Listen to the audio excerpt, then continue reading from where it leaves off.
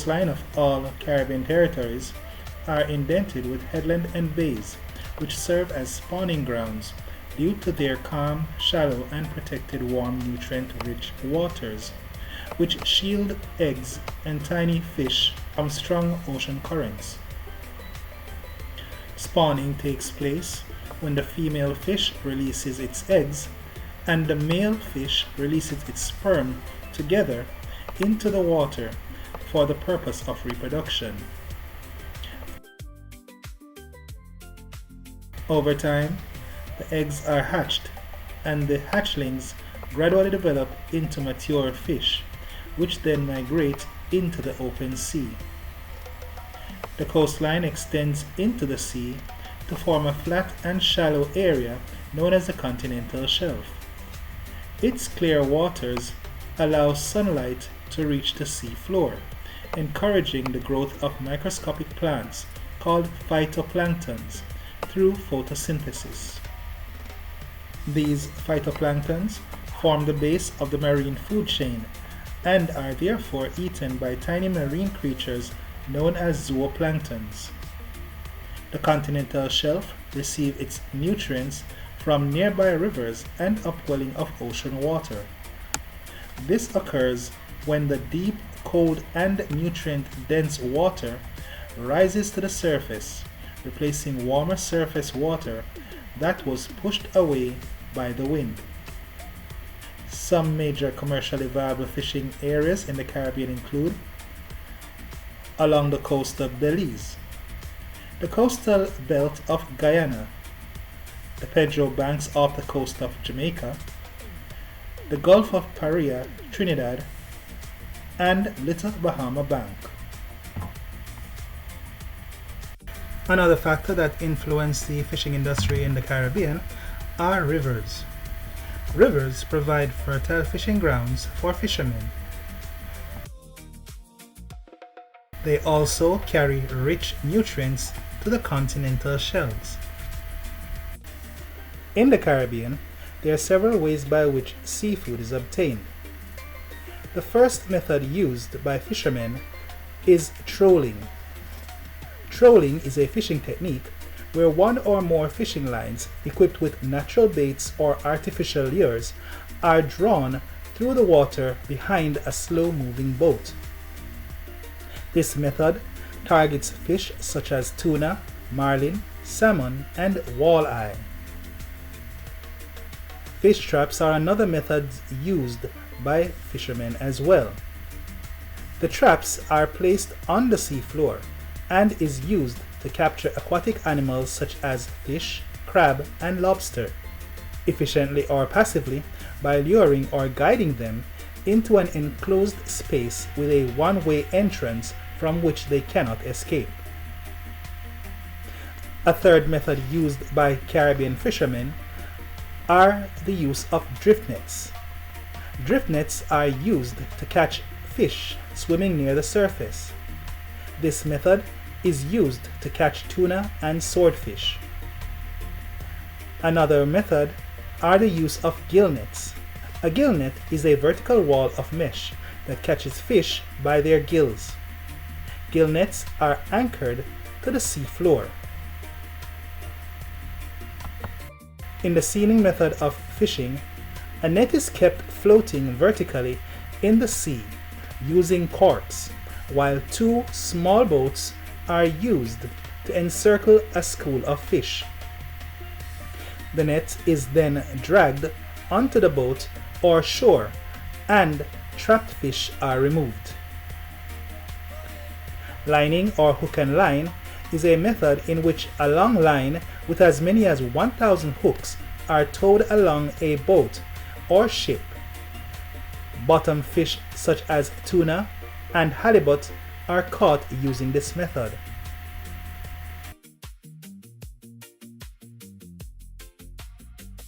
Trawling involves a cone-shaped net pulled by a ship called a trawler. It is used to catch fish such as cod, haddock, and hake.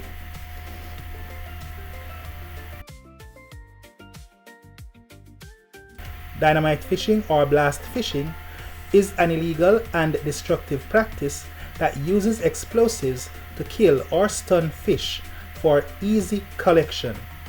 The underwater shock waves rupture fish swim bladders, causing most fish to sink. As with any industry, the Caribbean fishing industry also has its fair share of challenges. One of the challenges facing the Caribbean fishing industry are the destruction of fishing grounds. Fish sanctuaries such as coral reefs and mangroves are important for spawning and serve as a habitat. These sanctuaries are destroyed throughout the Caribbean. Coral reefs are destroyed by poor fishing methods such as trawling and dynamite fishing, and by natural disasters, in this case, hurricanes.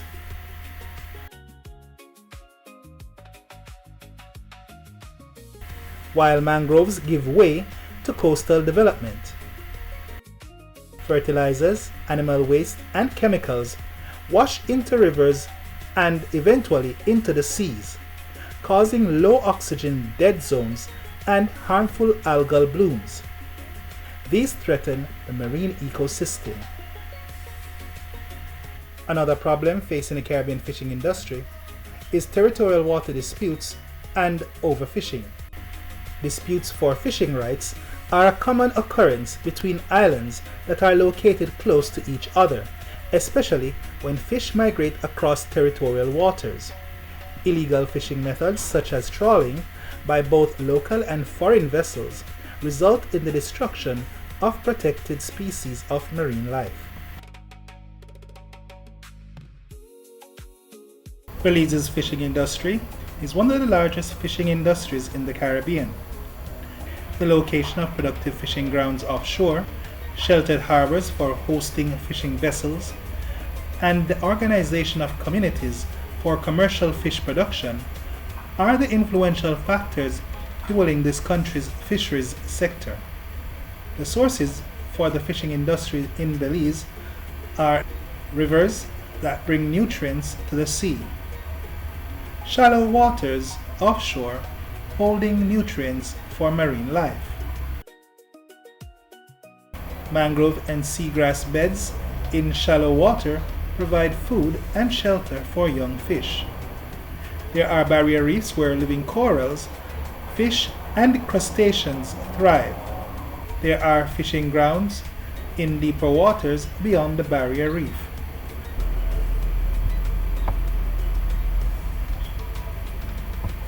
The fishing industry in Belize is well organized and managed to make good use of marine resources. There are nearly 2,000 fishers and many shore-based jobs in processing and administration.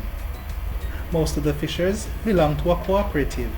The cooperatives collect the fish from the fishers and market it on behalf of the fishers. Then they share the profits among the fishers at the end of the year. The cooperative also provide loans and other benefits such as pension, education, and sick pay. Aquaculture is fish farming under controlled conditions in enclosed tanks and ponds. Fish and shrimp are hatched from eggs and released into ponds, where they are supplied with high-protein feed and grow to maturity. In Belize, there are 14 shrimp farms. Nationally, there are 4 processing plants which produce 86 tons of shrimp a day. The fish are exported to the United States of America, Europe, and Japan. Most aquaculture exports are sold to the United States and Europe. The Belize government has taken the following steps to ensure that its fishing stock is preserved for the next generation and many more to come. There is a closed season for conch from July to September and for lobster from February to June to allow for breeding to take place. Young lobster and conch below a certain size are not used. This gives them a chance to mature. Scuba diving for conch and lobster are not allowed. This is to allow mature adult conch and lobster that dwell at deeper depths a chance to breed successfully without any human interference. And finally, each cooperative has a quota, which is a specific amount of catch that should be supplied by the fishers and no more.